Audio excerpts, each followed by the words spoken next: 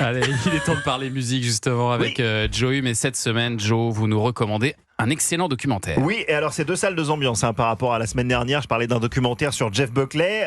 Là, c'est complètement autre chose.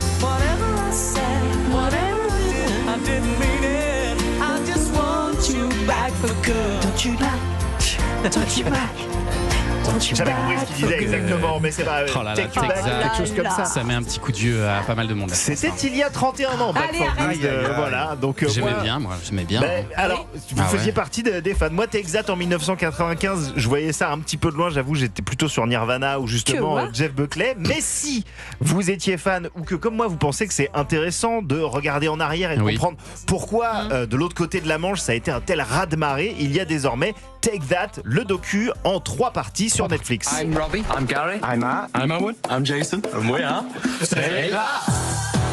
Take That was about 5 people. We bounded into being pop stars. Alors là, On a on entendu est complètement dans On a les années entendu 90. Robbie Williams, parce que c'était le groupe de Robbie Williams. Oui, mais évidemment. au départ, c'était pas censé être ça. Mais C'est oui. justement ça qui est intéressant dans ce 3 documentaire. épisodes, ça me paraît très long. 3 épisodes d'1 heure chacun, donc 3 heures sur Take That. Au départ, je me suis dit comment ça va se passer. Et d'autant plus que la progression est à la fois efficace mais pas du tout originale. C'est-à-dire que c'est le succès, puis un épisode sur la chute, puis un épisode sur le retour en grâce, donc très très balisé. D'accord. Durant ces 3 heures, pourtant, on est complètement replongé au début des années 90, une époque qui aujourd'hui nous paraît presque idyllique, voire pas presque complètement. Et très vite, l'atout majeur de ce documentaire, ce qui en fait un objet culturel musical vraiment intéressant, c'est qu'on n'y subit aucune intervention de spécialistes, de journalistes qui analyseraient 30 ans plus tard Take That. Genre le Joe Hume britannique. Exactement. Un truc qui serait très très chiant. Et Très, donc très- ça je sais, tient j'en ai fait, je m'excuse pour tout ça.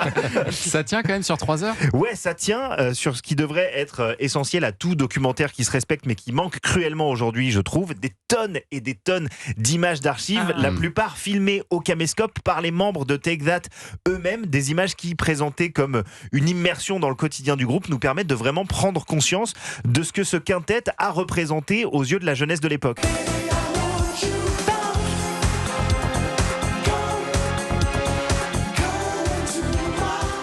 Take That, c'est Ça a été repris en français, ça. Hein. Oui, le temps qui court, le bien temps sûr, qui par court. J-Squad ou Alliage G-Squad, non Non, Alliage. Plus Non. sûr. Ah, Je c'est crois que Alliage. C'est Alliage. Il semble. Je sais plus. Mais Take That, en tout cas, c'est la trajectoire assez folle quand on y repense de 5 gosses issus de la classe ouvrière de Manchester, plutôt beaux, qui chantent bien, qui font du sport, bref, qui ont tout pour séduire un public adolescent, tout sauf un manager. Et lui, il a un nom, Nigel Martin Smith, et sous son management, Take That va vendre entre 1990 et 1996 9 millions d'albums et 10 millions de singles. Mais alors en 95, tout bascule pour Take That. Et oui, car celui qui était à la base choriste, puis chanteur secondaire, avant de devenir la vraie star de Take That, décide de quitter le groupe. Lui, c'est Robbie Williams.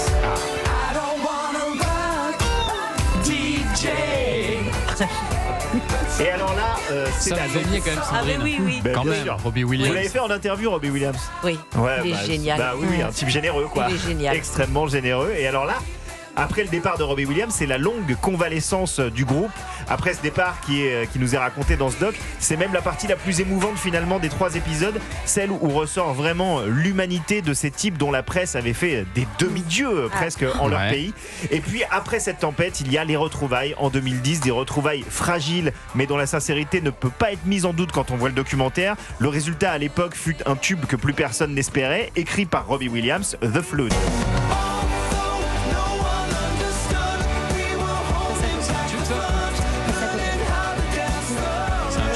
Peut-être. Ah, gros tube en Angleterre, bien sûr, au Royaume-Uni, mais tout est vu à travers le prisme du public. Mais ça n'en demeure pas moins vraiment intéressant à regarder. Take That, c'est donc le nom du groupe et le titre du documentaire. Facile. Qui, tout comme The Flood, dépasse largement les attentes qu'on avait passées en lui, sans en avoir aucune. C'est disponible désormais sur Netflix. Et on a vérifié, c'est bien Alliage, hein, le temps qui court. C'est Alliage.